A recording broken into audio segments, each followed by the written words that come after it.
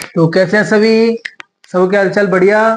सभी बच्चों को मेरा एक बार प्यार भरा राधे राधे। तो I welcome to all of you on my beautiful सा चैनल ग्लोबल मैथ इंस्टीट्यूट। तो बच्चों, हमने पिछली क्लास में आपको बताया था कि आज हम आपको कराने वाले हैं कि कॉनकेव मिरर में इमेज कैसे कैसे बनाई जाती है।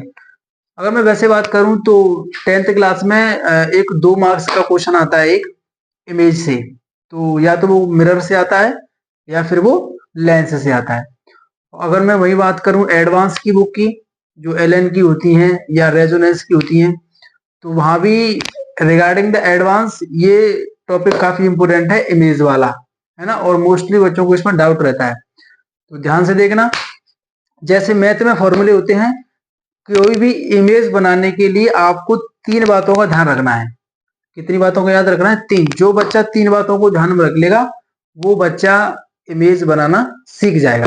क्लियर है? मेनली 3 बातें हैं, वैसे मैं 4 बताऊंगा, जो बच्चे एडवांस है उसे भी देख लेना, है ना। चलो, तो आज हम सीखते हैं बच्चों क्या, कि कॉनकेव और कॉन्वेक्स मिरर में इमेज कैसे बनती है। तो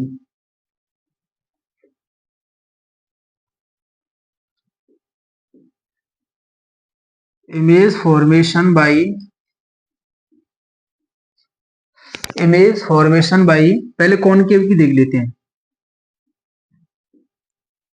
concave mirror, image formation by concave mirror. Clear? तो मेनली कॉनकेव मिरर में कितनी इमेज बनती है? 6। कितनी बनती है? 6।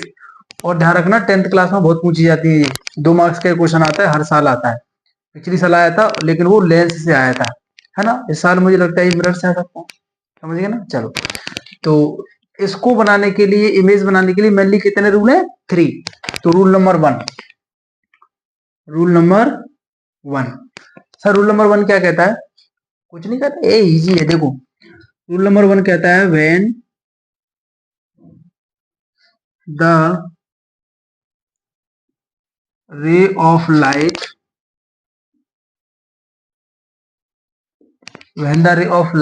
is parallel to, ये समझ गए? इसका मतलब parallel, when the ray of light is parallel to principal axis, P dot A, समझ गए? Principal axis. तो अगर कोई ray of light principal axis के पैरेलल आती है तो आफ्टर रिफ्लेक्शन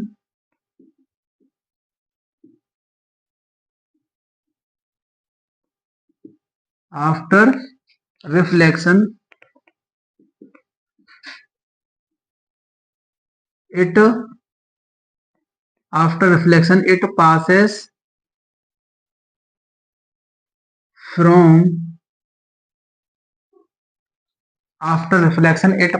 from फोकस। अभी डायग्राम बनाऊंगा इसका। अगर आप इमेज बनाना चाहते हैं तो ये लाइन सब बच्चों को याद करनी पड़ेगी। क्या?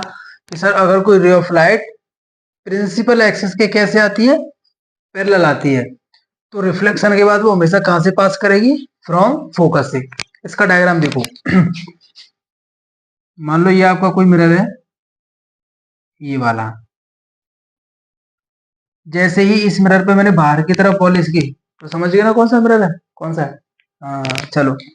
तो ये आपकी है प्रिंसिपल एक्सिस, ये क्या है? Principal axis.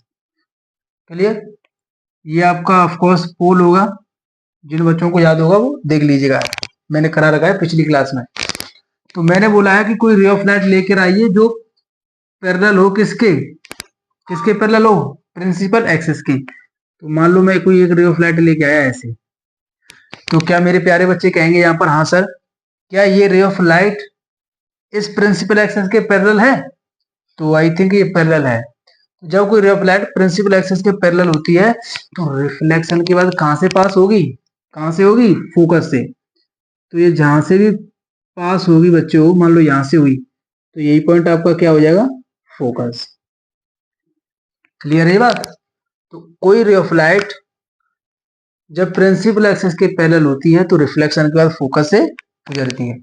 ये थ्योरी है, थ्योरी मतलब रूल है, ये फर्स्ट रूल है और ये उसका डायग्राम है। ठीक है, ये बात क्लियर है। आगे चलते हैं, नोट कर लेना इसको।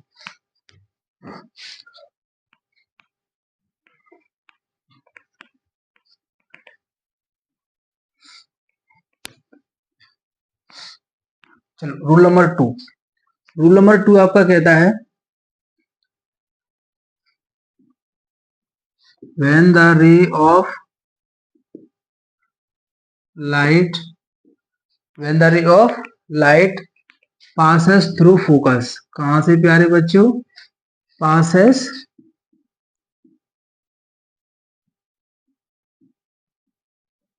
थ्रू फोकस, मतलब अगर कोई रे ऑफ लाइट फोकस से पास करेगी after reflection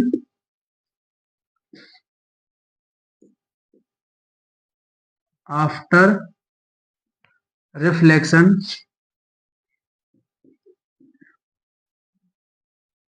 it becomes parallel to principal axis. कई बच्चे सोच रहे हो सर ये तो आपने पहली वाली बात लिख दी। नहीं बच्चों, दोनों में अंतर है। पहले ray of light principal axis के पैरेलल थी और रिफ्लेक्शन के बाद फोकस से निकली थी।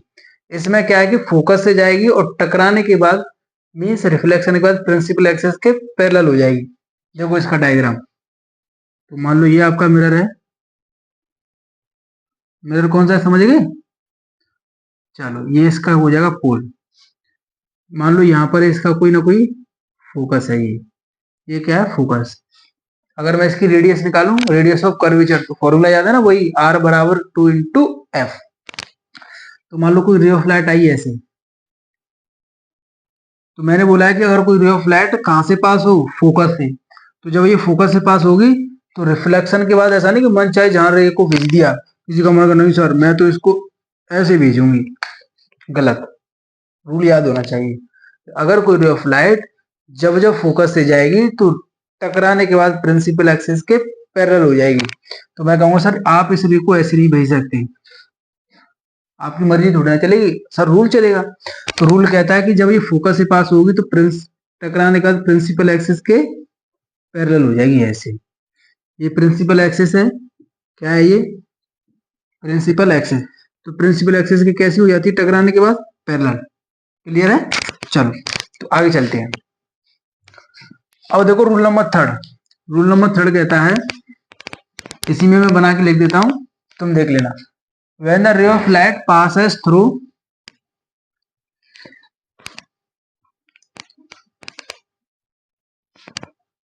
when the ray of light passes through C, C समझ गए, centre of curvature after reflection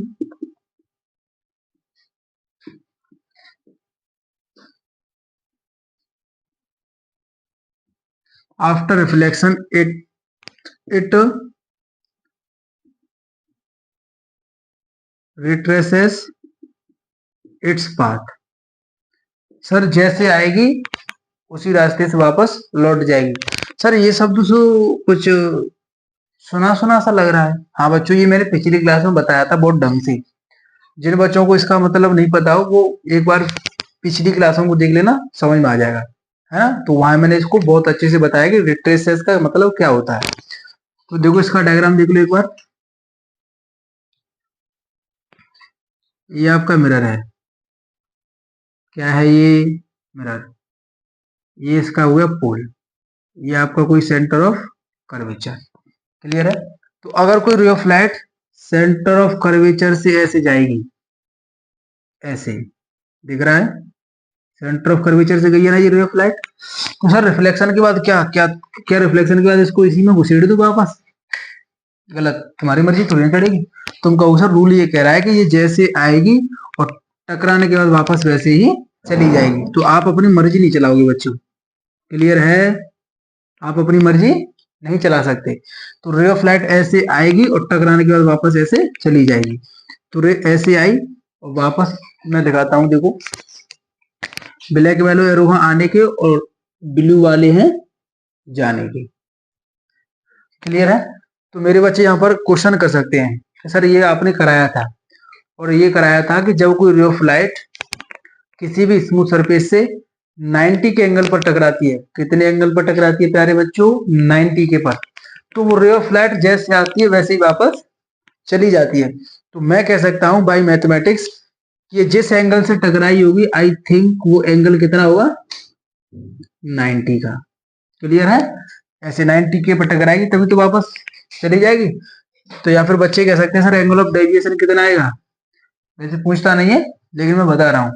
तो एंगल ऑफ डेविएशन आ जाएगा सर, रे ऑफ लाइट पहले ऐसे आई है और वापस से पलट कर ऐसे चली गई है, तो एंगल ऑफ डेविएशन हो जाएगा 180 का। क्लियर है? वैसे ऐसे क्वेश्चन मैंने पिछली क्लास में डिस्कस करे हैं। क्लियर है? तो मेनली कितने रूल हो गए? 3। पहला रूल, सर अगर कोई ray of light principal axis के पैरेलल आएगी तो रिफ्लेक्शन के बाद फोकस से पास हो जाएगी, पहला। दूसरा, सर अगर कोई रे ऑफ लाइट फोकस से जाएगी तो रिफ्लेक्शन के बाद प्रिंसिपल एक्सिस के पैरेलल हो जाएगी, दूसरा। तीसरा, सर अगर कोई ray of light centre of curvature से जाएगी तो जैसे जाएगी और रिफ्लेक्शन के बाद वापस वैसे ही चली जाएगी। बच्चों 3 रूल है, आई थिंक ज्यादा टफ भी नहीं है और 10th में 2 मार्क्स में ही जरूर पूछा जाता है ना। तो देखो इसको नोट कर लीजिएगा, आगे चलते हैं। चलो बच्चों तो आगे चलते हैं। मैं बता रहा था रूल नंबर 4, इतना इसका यूज है नहीं लेकिन एडवांस वाले बच्चे इसको देख सकते हैं। रूल नंबर 4 कहता है when the ray of light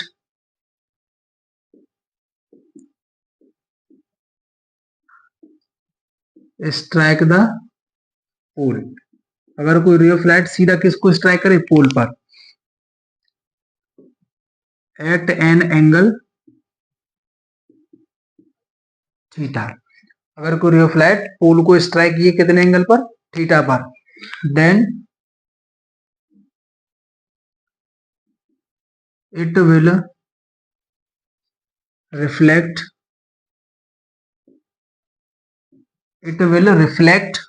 with same angle। ये ध्यान रखना है कि ये सेम एंगल से क्या हो जाएगी? रिफ्लेक्ट हो जाएगी। जितने एंगल पर आएगी उतने एंगल पर रिफ्लेक्ट होके वापस चली जाएगी।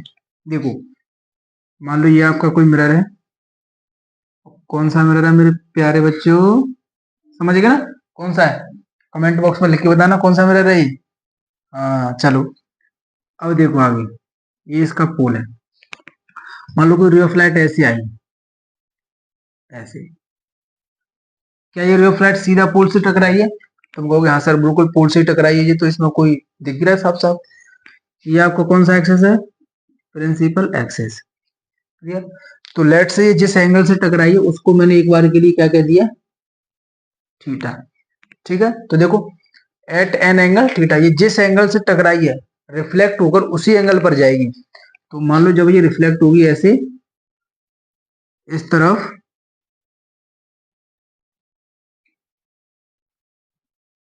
ऐसे, तो ये एंगल भी मेरे प्यारे बच्चों क्या हुआ? थीटा हुआ। ये मेनली बस याद रखना है। ठीक है? डायग्राम को थोड़ा ढंग से बनाना। तो कहने का मतलब ये है कि अगर ये रे ऑफ लाइट ऐसे टकराएगी इस पोल से तो जितने एंगल पर टकराएगी उतने ही एंगल पर रिफ्लेक्ट होके वापस चली जाएगी। क्लियर है? आई होप अच्छा पॉइंट था। चलो आगे चलते हैं।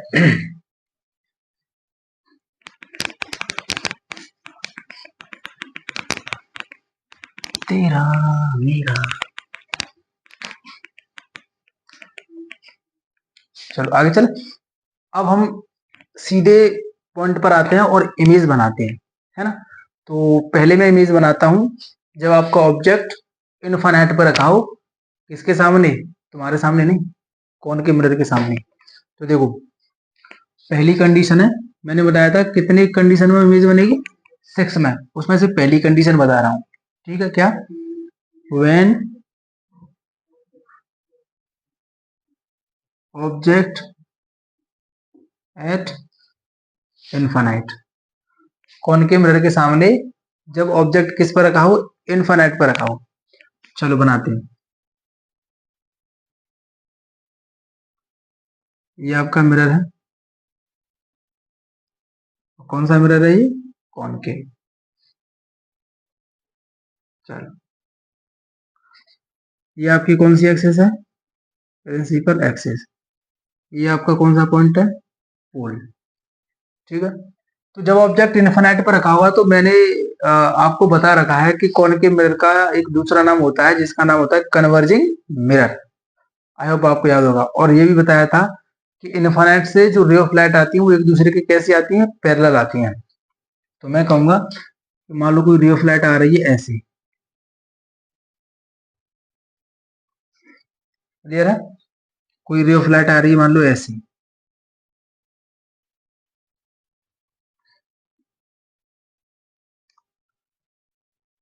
क्लियर है ये बात?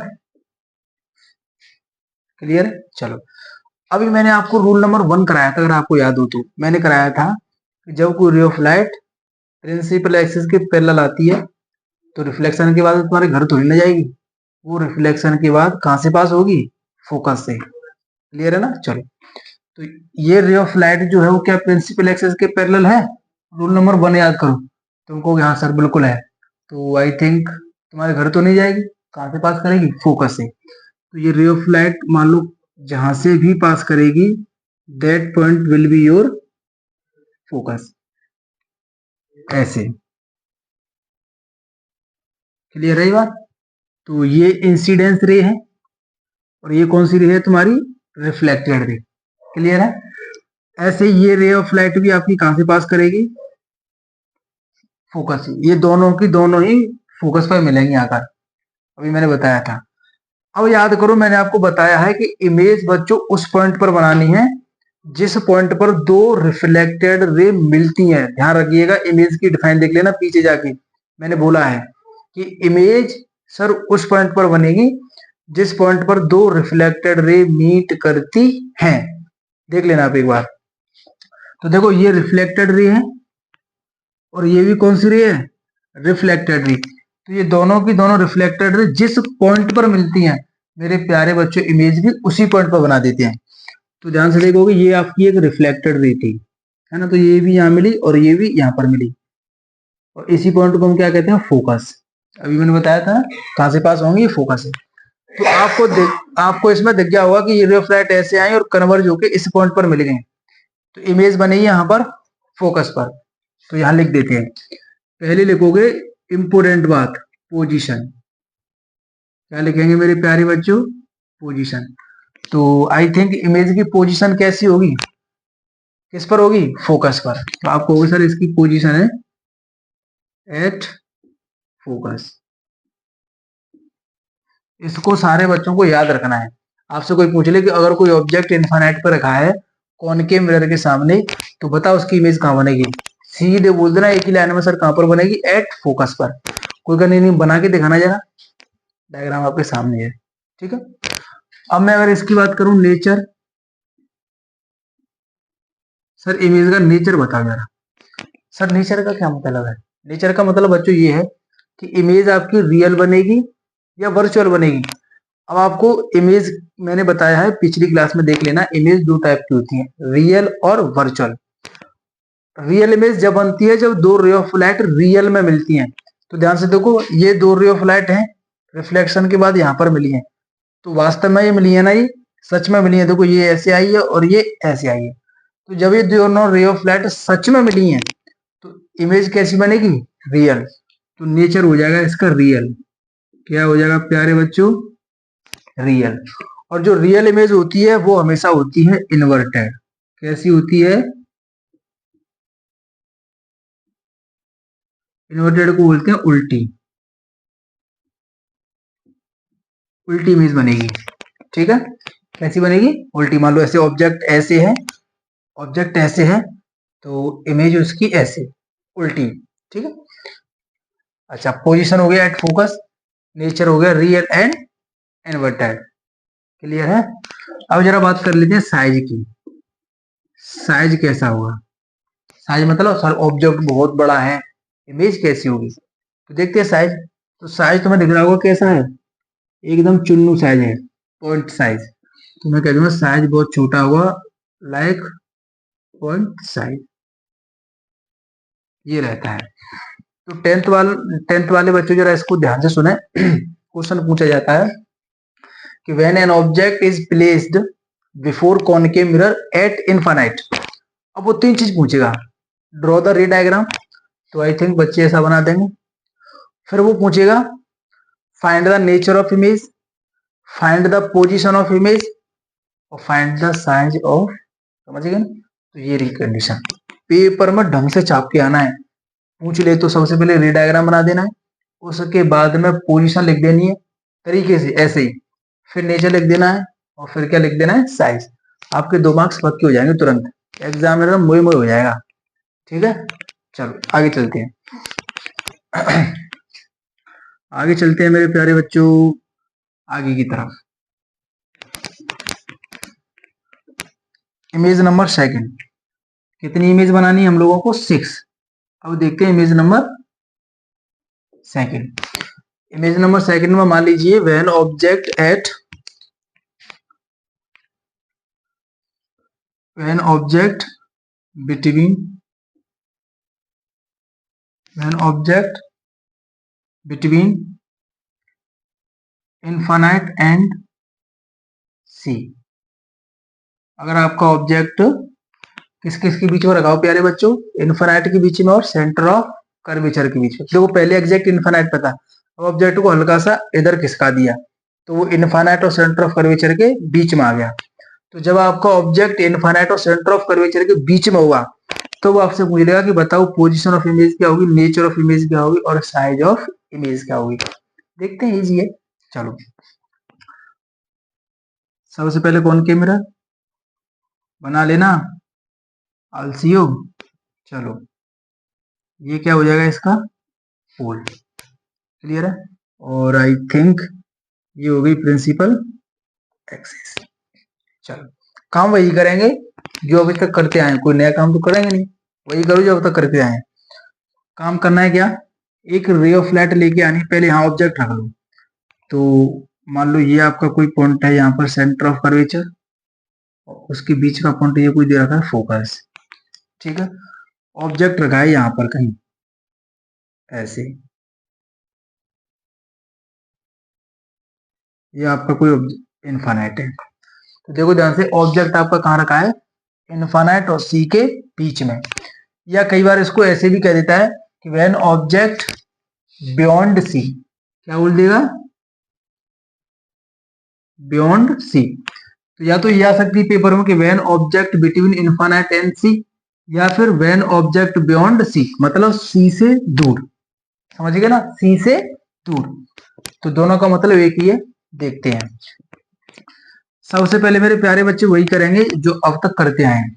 सर एक रे ऑफ लाइट लेके आओ जो प्रिंसिपल एक्सिस के कैसे हो, पैरेलल, ये ले आए। ले भाई, जो बच्चा पेपर में एरो बना के नहीं आया उसे तो समझ लेना गोल्ड मेडल मिलेगा फिर। मतलब अगर आपने ये एरो नहीं बनाया तो आपके मार्क्स पक्के कटेंगे, 2 का हुआ तो 1 ही रह जाएगा, ठीक है। सर इनका क्या मतलब है बच्चों, इनका मतलब ये है कि रे ऑफ लाइट इधर से इधर आ रही है, तो ये मेंशन करना इंपोर्टेंट होता है, ठीक है। एग्जामिनर को बड़ा अच्छा लगता है, तरीके से करनी है चीजें वहां पर। तो क्या करेंगे मेरे प्यारे बच्चे, एक ray of light principal axis के पैरेलल आएगी। रूल नंबर 1 याद करना, मैंने बताया है कि जब कोई ray of light principal axis के पैरेलल आती है तो आई थिंक रिफ्लेक्शन के बाद वो तुम्हारे घर तो जाएगी नहीं, रिफ्लेक्शन के बाद वो कहां से पास हो जाएगी, फोकस से। करा दो फोकस से पास, इजी है ना। तो रिफ्लेक्शन के बाद बच्चों ये कहां से पास हो जाएगी, फोकस से, क्लियर है। जैसे ही रिफ्लेक्शन के बाद फोकस से पास होगी तुरंत मेरे प्यारे बच्चे क्या बना देंगे, रे डायग्राम ऐसे। इसका मतलब हो गया ये इंसिडेंस रे और ये हो गई रिफ्लेक्टेड रे। चाहो तो बोर्ड में आप लिख भी सकते हो, कोई पाप नहीं पड़ेगा। ये हो जाएगी इंसिडेंस रे और ये हो जाएगी रिफ्लेक्टेड रे। पेन कॉपी उठाना और लिख देना। अच्छा दूसरा काम करोगे कि कोई रे ऑफ लाइट लेकर आओगे और कहां से पास करा दोगे, फोकस से। कहां से पास करा दोगे, फोकस से। तो जब आप फोकस से पास कराएंगे तो मैंने बताया है कि जब कोई रे ऑफ लाइट फोकस से पास होती है या फोकस से गुजरती है तो रिफ्लेक्शन के बाद प्रिंसिपल एक्सिस के पैरेलल हो जाती है। तो तुम कहोगे सर यहाँ रिफ्लेक्शन होगा। अच्छा, कई बच्चे अब यहाँ पर सोच सकते हैं क्या कि सर ये तो है रिफ्लेक्टेड रे। ध्यान से देखना, ये अच्छी बात बता रहा हूँ, प्यारे बच्चे इसको ध्यान से सुन लें। ये इंसिडेंस रे है और ये रिफ्लेक्टेड रे है, क्योंकि इसका रिफ्लेक्शन हो गया ना, तो ये रिफ्लेक्टेड रे है और ये इंसिडेंस रे है। रिफ्लेक्टेड रे और ये कौन सी रे है? इंसिडेंस रे, ये वाली, ये इंसिडेंस है, ये भी इंसिडेंस है, और ये कौन सी है? रिफ्लेक्टेड। ठीक है, तो तुम कह सकते हो सर रे नंबर 1 और रे नंबर 2 इस वाले पॉइंट पर मिली है। सर तो इमेज बन गई। अरे गंदे बच्चों, इमेज नहीं बनी है, देखो इधर। मैं कह दूंगा कि सर ये तो रिफ्लेक्टेड रे है, लेकिन ये कौन सी रे है? इंसिडेंस रे है। तो इमेज कभी रिफ्लेक्टेड रे और इंसिडेंस रे के बीच में नहीं बनती है। इमेज तो सर दो रिफ्लेक्टेड रे के बीच में बनती है। दोनों की दोनों रे कैसी होनी चाहिए? रिफ्लेक्टेड होनी चाहिए, तो इमेज बनेगी। ठीक है, तो ध्यान रखना इस बात का। कोई आपको पागल बना सकता है कि ये दोनों मिल तो गई तो बना दे इमेज, नहीं। क्यों? क्योंकि ये तो रिफ्लेक्टेड है, लेकिन ये कौन सी है? इंसिडेंस है। अभी इसका रिफ्लेक्शन होगा, उस रिफ्लेक्शन के बाद ये जहां भी मिलेंगे वही इमेज बना देंगे। तो रिफ्लेक्शन मान लो होगा, तो ये रे ऑफ लाइट प्रिंसिपल एक्सिस के कैसी हो जाएगी? प्रिंसिपल एक्सिस के कैसी हो जाएगी? पैरेलल। ये हो गई प्रिंसिपल एक्सिस के, क्या होगी बच्चों? पैरेलल। ऐसे फोकस से आई, टकराई, और टकराने के बाद प्रिंसिपल एक्सिस के पैरेलल। अब मेरे बच्चे कह सकते हैं कि सर ये रिफ्लेक्टेड रे है और ये भी रिफ्लेक्टेड रे है, तो दोनों किस वाले पॉइंट पर मिली है? इस वाले पर। तो तुरंत यहाँ पर क्या बना देंगे मेरे प्यारे बच्चे? इमेज। क्या बना देंगे? इमेज। ऐसे क्लियर है? चलो अब यहाँ पर लिखते हैं बातें, और बातों में कुछ ज्यादा नहीं लिखना है। मान लो आपका आ गया कि when object beyond C, between F and infinite and C, तो ड्रॉ द रे डायग्राम। 10th वाले बच्चों के लिए बता रहा हूँ स्पेशली। तो ये डायग्राम ड्रॉ करके आना है, और हो सके तो पेंसिल से करके आइएगा, अच्छा रहेगा। अगर मैं पोजीशन की बात करूं, तो पोजीशन देखो इमेज की कहां पर है। तुम कहोगे सर ये तो फोकस है और ये सी है, तो आई थिंक इमेज आपकी एफ और सी के बीच में बनी है। दिख गया ना? चलो लिख देते हैं इस बात को। तो पोजीशन हो जाएगी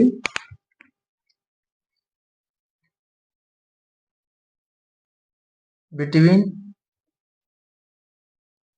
एफ एंड सी। क्लियर?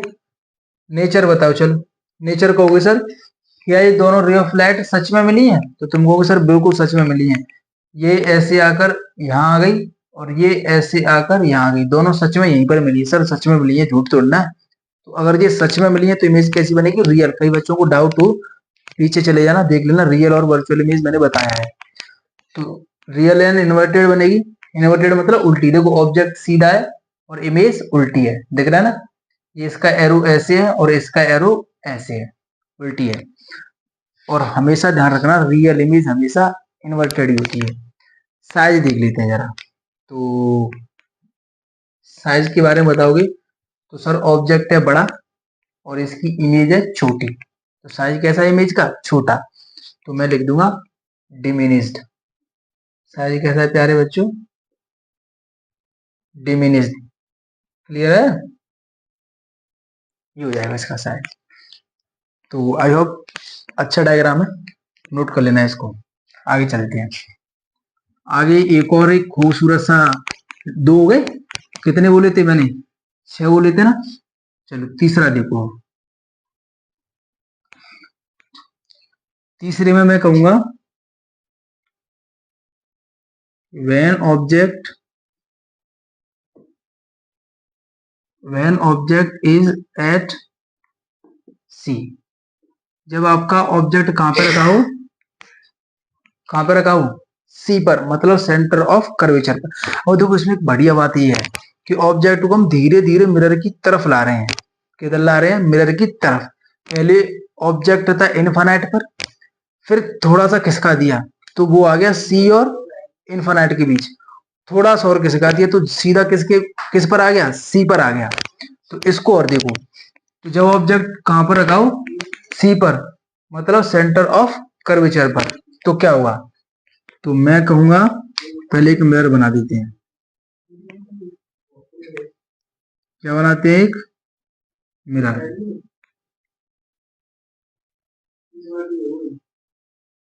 ये पोल है, ठीक है। तो चलो बच्चों, तो बनाते हैं। ऑब्जेक्ट कहाँ पे रखा हो? सी। सी मतलब सेंटर ऑफ कर्वेचर पर। बहुत पूछा जाता है, ध्यान रखना। तो सबसे पहले ये क्या है? प्रिंसिपल एक्सिस, ठीक है। चलो, ये मान लो कहीं ना कहीं ये सेंटर ऑफ कर्वेचर है, और ये इसका कहीं ना कहीं क्या है? फोकस है। क्या है? फोकस। क्योंकि मैंने पिछली क्लास में बता रखा है कि पी और सी के जस्ट बीच का होता है आपका फोकस। ऑब्जेक्ट को कहाँ रखना है?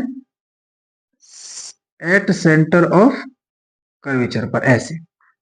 सी है, सी पर ही रख देना है, ठीक है। तो ऑब्जेक्ट थोड़ा टेढ़ा सा लग रहा है, इसको सही करते हैं,